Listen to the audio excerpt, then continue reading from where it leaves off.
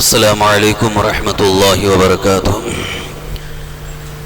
نحمده ونصلي ونسلم على حبیبہ الکریم اما بعد فاعوذ باللہ من الشیطان الرجیم بسم اللہ الرحمن الرحیم وَإِذَا سَأَلَكَ عِبَادِي عَنِّي فَإِنِّي قَرِيبٌ أُجِيبُ دَعْوَةَ الدَّاعِ إِذَا دَعَانِ صدق اللہ مولانا العظیم قال النبی صلی اللہ تعالی علیہ وسلم الدعاء مخ العبادہ صدق رسولنا صلی اللہ تعالی علیہ وسلم۔ حضرات محترم، کچھ عرض کرنے سے قبل حصول برکت کے لیے آئیے ہم اور آپ مل کر بڑے ہی ادب و احترام اور خلوص و محبت کے ساتھ بارگاہ رسالت مآب صلی اللہ تعالی وسلم میں ہدیہ درود و سلام پیش کرنے پڑھیں۔ اللہم صلی وسلم علی سیدنا و مولانا محمد مع الجود والکرم وعلی آلہ واصحابہ وبارک وسلم صلاة و سلام علیک یا رسول اللہ صلاة و سلام علیک یا حبیب اللہ۔ قرآن مقدس میں اللہ رب العزت کا فرمان ہے وَإِذَا سَأَلَكَ عِبَادِي عَنِّي، آپ سے میرے بندے پوچھیں میرے بارے میں، یعنی اللہ تعالیٰ اپنے رسول صلی اللہ تعالی وسلم سے ارشاد فرماتا ہے کہ اگر آپ سے پوچھیں میرے بندے میرے بارے میں فَإِنِّي قریب، میں بہت قریب ہوں، اجیب دعوت الداعی اذا دعان، ہر پکارنے والے کی پکار کو میں سنتا ہوں جب وہ پکارتا ہے۔ قرآن کریم کی اس آیت کریمہ میں ایک خاص چیز یہ ذکر ہوئی کہ بندہ اللہ تعالیٰ کے بارے میں سوچتا ہے کہ شاید اللہ بہت دور ہے، جیسا کہ عام لوگوں کا تصور ہے، اور اسی بنیاد پر کہتے ہیں اوپر والا۔ اوپر والا لوگوں کا خیال یہ ہے کہ اللہ تعالیٰ اوپر یعنی بہت بلندی پہ ہے، حالانکہ یہ اوپر والا کہنا ہی درست نہیں ہے۔ اللہ تعالیٰ کے بارے میں اوپر والا کہنا یہ بالکل صحیح نہیں ہے، جہالت ہے۔ اللہ تعالیٰ قرآن پاک میں ارشاد فرماتا ہے انی قریب اجیب دعوت الداعی اذا دعان، میں تو بہت قریب ہوں، یعنی بندے سے اللہ تعالیٰ بالکل قریب ہے۔ اب اللہ تعالیٰ کی ذات جو بندے سے قریب ہے وہ کس اعتبار سے ہے، کس شان سے ہے، وہ اللہ بہتر جانے، لیکن اللہ تعالیٰ نے تو فرمایا کہ میں قریب ہوں۔ اور قرآن کریم ہی کے اندر ایک دوسرے مقام پر اللہ تعالیٰ نے یوں ارشاد فرمایا نحن اقرب الیہ من حبل الورید، اس کا معنی ہے نحن اقرب الیہ من حبل الورید، ہم اس کے قریب ہیں شہرگ سے زیادہ۔ جو انسان کی شہرگ ہوتی ہے جس سے سانس چلتی رہتی ہے، اللہ تعالیٰ نے فرمایا کہ اس شہرگ سے بھی زیادہ میں قریب ہوں۔ اب بندے کو یہ سوچنا، یہ تصور کرنا ہوگا کہ اللہ تعالیٰ ہمارے ساتھ ہی ہے، قریب ہے۔ اب وہ کس اعتبار سے ہے؟ بزرگان دین فرماتے ہیں اللہ تعالیٰ اپنی رحمت سے قریب ہے۔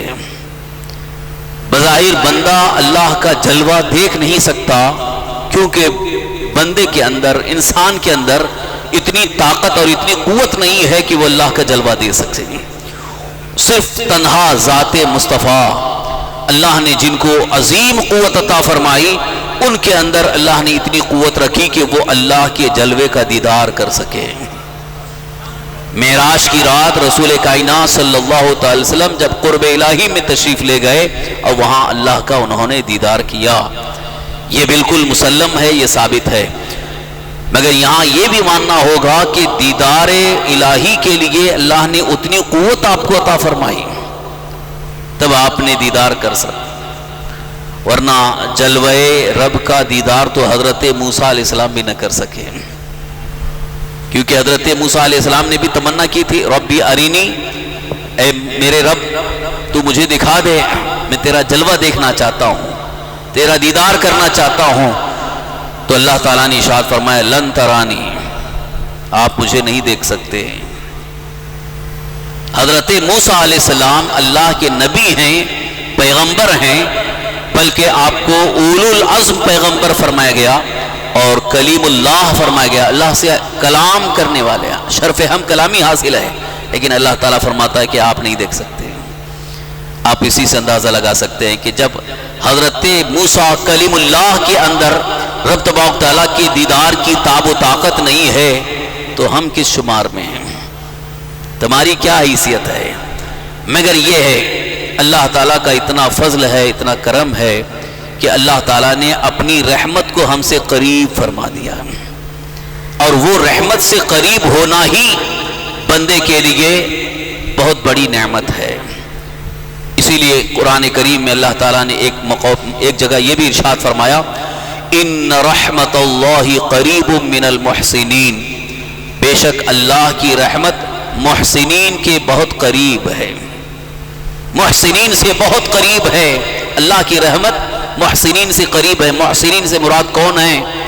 محسنین جن کو اللہ تعالیٰ نے محسنین فرمایا، وہ حدیث پاک کی روشنی میں وہ اللہ کے نیک بندے جن کی عبادت اور جن کی ریاضت خالص اللہ کی رضا کے لیے ہوتی ہے، دنیاوی مفاد، اپنی عزت، آبرو یا دنیاوی کوئی فائدہ ان کی نظر میں نہیں ہوتا ہے، صرف اور صرف اللہ کی رضا مقصود ہوتی ہے، اور وہ اللہ کو راضی کرنے کے لیے دن رات عبادت کرتے ہیں۔ تو اللہ تعالیٰ نے فرمایا کہ وہ میرے محسنین بندے ہیں، میری رحمت ان سے قریب ہے۔ اور دنیا کے اندر کائنات میں اللہ کے محسنین بندے بہت ہیں، تو جب اللہ کی رحمت محسنین سے قریب ہوتی ہے تو انہی کے طفیل میں اللہ تعالیٰ اپنے تمام بندوں کو رحمتوں کا چھیٹا عطا فرماتا ہے۔ یہ آج جو ہم اللہ کی رحمت کا حصہ پا رہے ہیں، یہ ان اللہ کے محسنین بندوں کا صدقہ ہے کہ جن پر اللہ کی رحمت نازل ہوتی ہے تو انہی کے طفیل ہمیں بھی حصہ مل جاتا ہے۔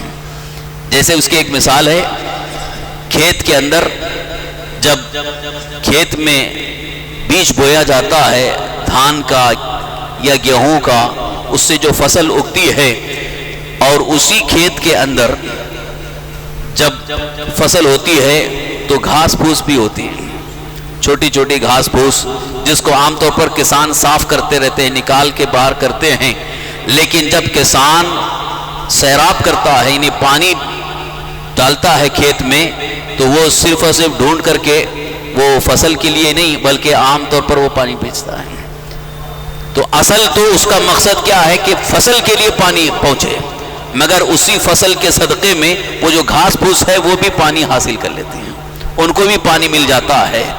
اسی طرح سے بزرگان دین فرماتے ہیں اللہ تعالیٰ کی رحمت محسنین سے قریب ہے، ان محسنین پر اترتی ہے، تو انہی کے صدقے میں جو ان سے قریب ہیں یا ان کے دامن سے وابستہ ہیں یا ان سے قریب رہ کر کے زندگی گزار رہے ہیں، وہ بھی اللہ کی رحمت سے مالا مال ہو جاتے ہیں۔ تو یہ تو قرب الہی کی ایک خاص نعمت کا میں نے تذکرہ کیا۔ اصل چیز یہ عرض کرنی ہے، اللہ تعالیٰ جب بندے سے قریب ہے، اور اللہ تعالیٰ یہ فرما رہا ہے کہ میں پکارنے والے کی پکار کو سنتا بھی ہوں، اجیب دعوت الداعی اذا دعان، پکارنے والے کی پکار کو سنتا ہوں۔ جب بندہ کہتا ہے یا اللہ یا اللہ، اب وہ چاہے بلند آواز سے کہے یا بالکل پست آواز میں، آواز نکلی ہی نہیں، صرف اس نے دل ہی دل میں پکارا یا اللہ، اللہ تعالیٰ فرماتا ہے میں اس کی پکار سنتا ہوں، اس کی پکار میں سنتا ہوں، اس کی دعا میں سنتا ہوں۔ اب بندہ جب پکارتا ہے تو کس مقصد سے پکارتا ہے؟ اللہ کو پکارنے والا کس مقصد سے پکارتا ہے؟ یا تو تکلیف ہے، پریشانی میں ہے، مصیبت میں مبتلا ہے، بیماری میں مبتلا ہے، کوئی تنگی ہے، تکلیف ہے، تب پکارتا ہے یا اللہ۔ اور اللہ تعالیٰ فرماتا ہے تنگی میں، پریشانی میں، مصیبت میں جب بندہ مجھے پکارتا ہے تو میں اس کی پکار سنتا ہوں، اس کی دعا کو سنتا ہوں۔ اب یہاں ذہن میں ایک سوال آتا ہے کہ کبھی کبھی ہم دعائیں بہت کرتے ہیں، اللہ کی بارگاہ میں دعائیں بہت کرتے ہیں، کیونکہ ہمارے پاس سہارا ایک ہی ہے، دعا، اس کے علاوہ اور ہے کیا ہمارے پاس؟ کبھی کبھی ہم دنیا کے حالات کو دیکھ کر، ماحول کو دیکھ کر بہت مایوس ہو جاتے ہیں کہ دشمنوں کی تعداد بڑھ گئی ہے، دشمن بہت زیادہ ہو گئے ہیں، یہ ہے وہ ہے، بڑی پریشانیاں ہیں، بڑی تکلیفیں ہیں. لیکن اس وقت ایک اندر سے آواز آتی ہے، تمہارے لیے اللہ نے ایک بہت بڑا ذریعہ رکھا ہے، وہ ہے دعا. اسی لیے رسول پاک صلی اللہ تعالی وسلم نے ارشاد فرمایا، دعا مومن کا ہتھیار ہے. دعا مومن کا ہتھیار ہے. مومن کے لیے دعا ایک بہت ہی مؤثر اثر انداز ہوتی ہے، اثر رکھنے والی ہوتی ہے. اسی لیے فرمایا گیا کہ آپ اللہ کی بارگاہ میں دعا کرتے رہو، دعا سے پیچھے نہ ہٹو بلکہ دعا کرو، دعا کرواتے رہو. اگر کوئی اللہ کا نیک بندہ ملے، جیسا کہ حضور صلی اللہ علیہ وسلم ارشاد فرماتے ہیں، کوئی حج کر کے واپس آ جائے تو ابھی وہ گھر پہنچا نہیں، اس سے آپ کہو ہمارے حق میں دعا کرو. حضور فرماتے ہیں اس کی دعا فوراً قبول ہو جاتی ہے. اللہ کے کچھ نیک بندے ایسے ہیں کہ وہ ادھر دعا کرتے ہیں، ان کی دعا قبول ہو جاتی ہے، دعا رد نہیں ہوتی ہے. لیکن عام طور پر بندے اس بات کا غم رکھتے ہیں، اس بات کا احساس رکھتے ہیں کہ میں نے بہت دعائیں کی لیکن ہماری دعا قبول نہیں ہوئی. ہماری دعا کیوں نہیں قبول ہو رہی ہے؟ اکثر اس سلسلے میں تشویش میں مبتلا ہیں، فکر میں ہیں، پریشان ہیں کہ میں نے بہت دعائیں کی اور کئی بزرگوں سے میں نے کہا ہمارے حق میں دعا کر دیجئے، لیکن ہمارے حق میں دعا قبول نہیں ہو رہی ہے. وجہ کیا ہے؟ تو آج اسی چیز کو میں آپ کے سامنے رکھنا چاہتا ہوں. دعا کی قبولیت کے اسباب کیا ہیں اور دعا کے قبول نہ ہونے کے اسباب کیا ہیں. دعا کیوں نہیں قبول ہوتی ہے اس کی طرف توجہ کرنی چاہیے. ہم صرف اور صرف شکایت کرتے ہیں ارے ہم نے بہت دعا کی لیکن اللہ تعالیٰ نے ہماری دعا نہیں سنی. معاذ اللہ رب، ایسا نہیں ہے. اللہ نے نہیں سنی کبھی مت کہنا، اللہ نے سنی ہے. اللہ تعالیٰ کی بارگاہ میں یہ جملہ کبھی نہ کہنا کہ اللہ تعالیٰ ہماری سنتا نہیں ہے یا ہماری دعا اللہ تعالیٰ نہیں سنتا ہے. نہیں، بلکہ اللہ تعالیٰ نے تو فرمایا اجیب دعوت الداعی اذا دعان، کوئی میرا بندہ مجھے پکارتا ہے تو میں اس کی پکار سنتا ہوں. اب پکار سننا، دعا سننا، یہ اللہ تبارک تعالیٰ کی صفات میں سے ہے. لیکن دعا کو سننے کے بعد اس کی دعا قبول ہو جائے اور وہ جو مانگ رہا ہے وہ بھی اسے دے دے، یہ اللہ تبارک تعالیٰ کا فیصلہ ہے. یہ فیصلہ خداوندی ہے کہ کس کو کیا دینا ہے، کس کو کیا نہیں دینا ہے، اور کس کو دنیاوی اعتبار سے دینا ہے، کس کو آخرت کے اعتبار سے دینا ہے. یہ تو اس کا فیصلہ ہے. جب وہ فیصلہ فرماتا ہے تو وہ وہی فیصلہ ہمارے حق میں بہتر ہے.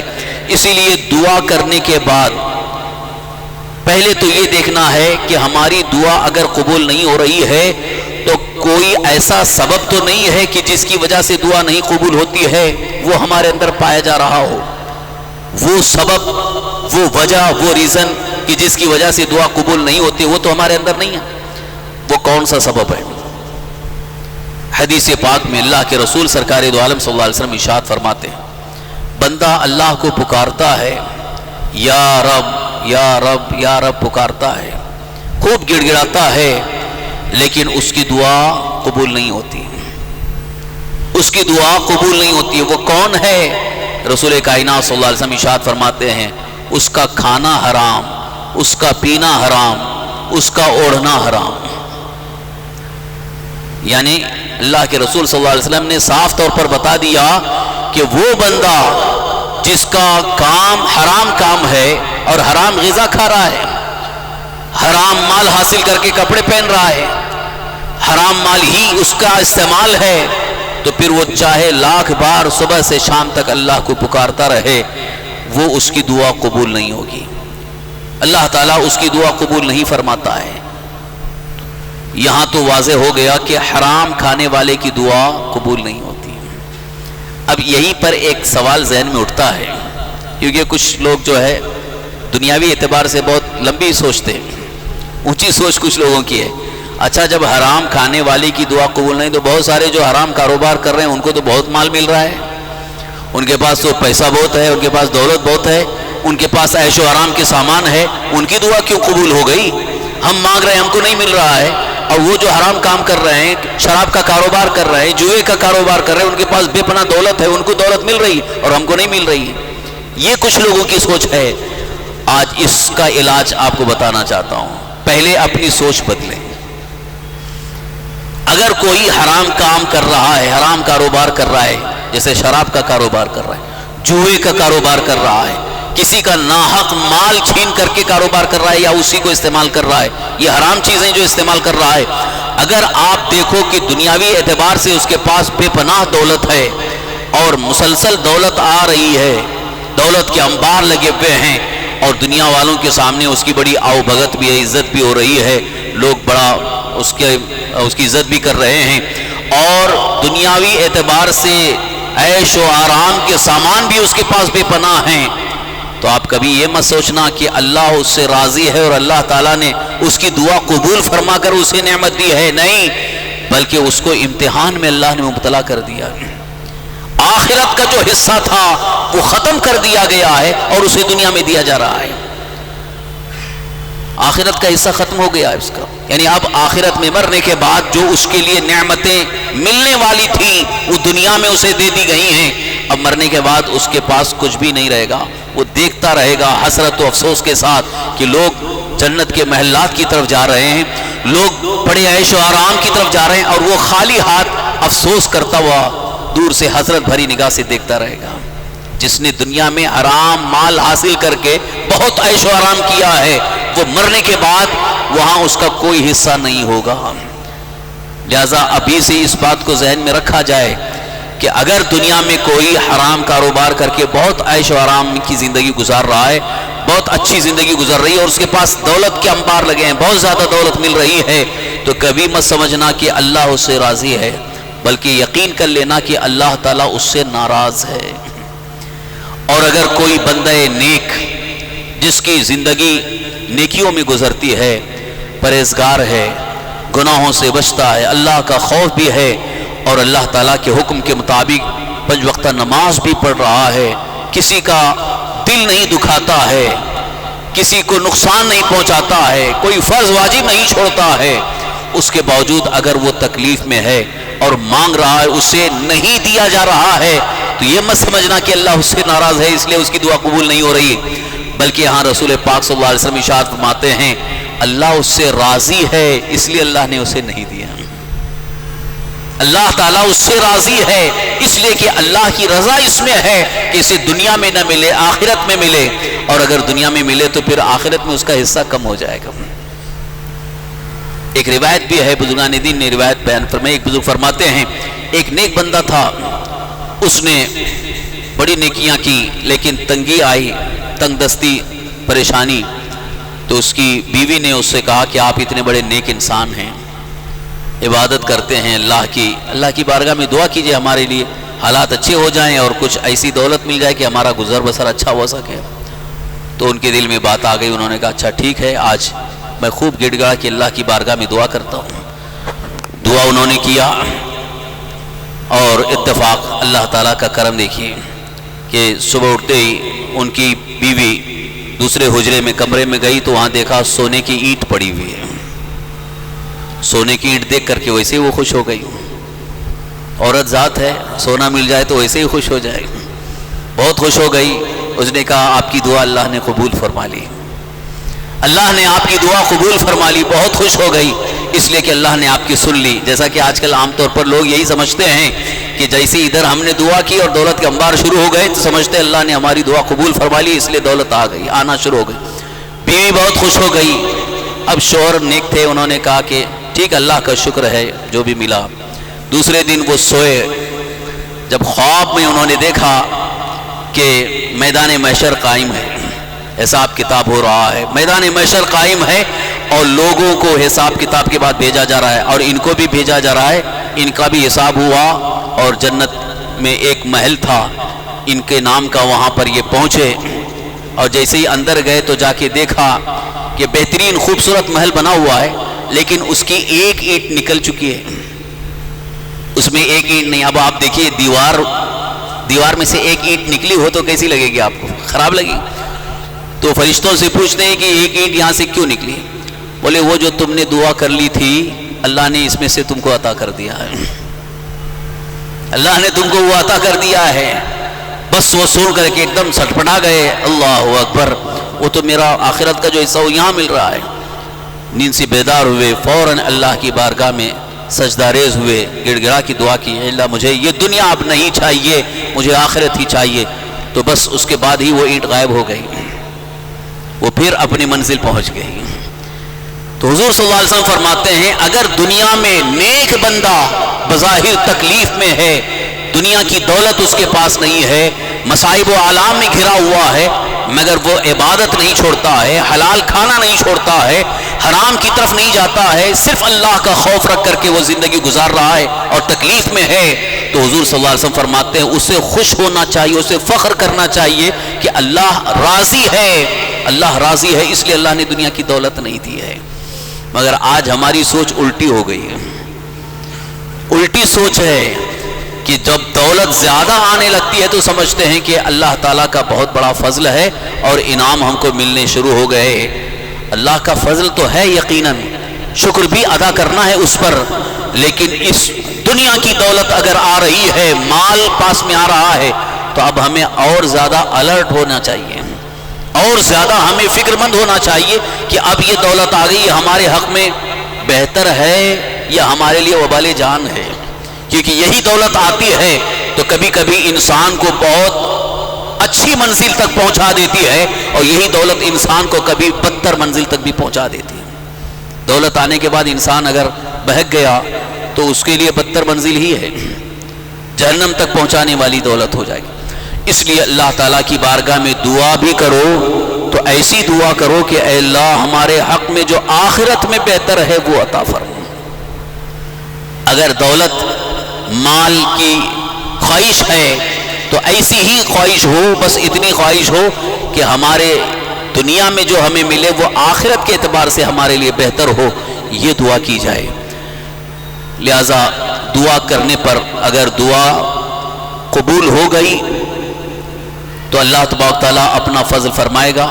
اب جس طریقے سے چاہے اللہ تعالیٰ فضل عطا فرمائے، جیسے کہ دعا کی قبولیت کے کئی صورتیں ہیں، کئی طریقے ہیں۔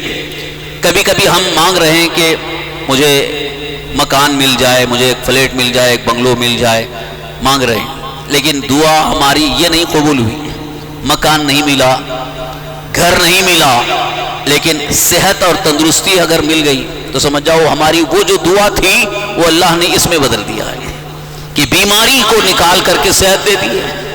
کبھی کبھی اللہ تبارک تعالیٰ عزت سے نوازتا ہے، کبھی اللہ تبارک تعالیٰ نیک اولاد سے نوازتا ہے، کبھی اللہ تبارک تعالیٰ کچھ اور نعمتیں عطا فرماتا ہے۔ تو یہ نہیں سوچنا چاہیے کہ ہم نے یہ مانگا تھا تو نہیں ملی، بلکہ اللہ بہتر جانتا ہے کہ ہمارے حق میں کیا اچھی چیز ہے، کون سی بہتر چیز ہے۔ اس لیے دعا کرنے کے بعد اگر جو ہم نے مانگا وہ نہ ملے تو اس پر مایوس ہونے کی ضرورت نہیں ہے، بلکہ اللہ پر چھوڑ دیں کہ ہمارے حق میں جو بہتر ہے وہی ہمیں عطا فرمائے، کیونکہ ہم تو اللہ کے ہیں اور اللہ کی بارگاہ ہی میں جانا ہے، لوٹ کر کے جانا ہے، دنیا میں ہمیشہ تو رہنا نہیں ہے۔ اور کبھی کبھی ہم ضد کر کے بیٹھتے ہیں، جیسے ماں باپ کے پاس ضد کرتے ہیں، ماں باپ سے ضد کرتے ہیں کہ نہیں مجھے 50,000 کا موبائل چاہیے، اب 25,000 کا نہیں چلے گا۔ تو ایسے ہی کبھی کبھی اللہ تعالیٰ کی بارگاہ میں بندہ ضد کر کے بیٹھتا نہیں مجھے وہی چاہیے، تو یہاں رب کی بارگاہ میں بندے کو ضد نہیں کرنا چاہیے، وہاں مرضی مولا پر چھوڑ دیں۔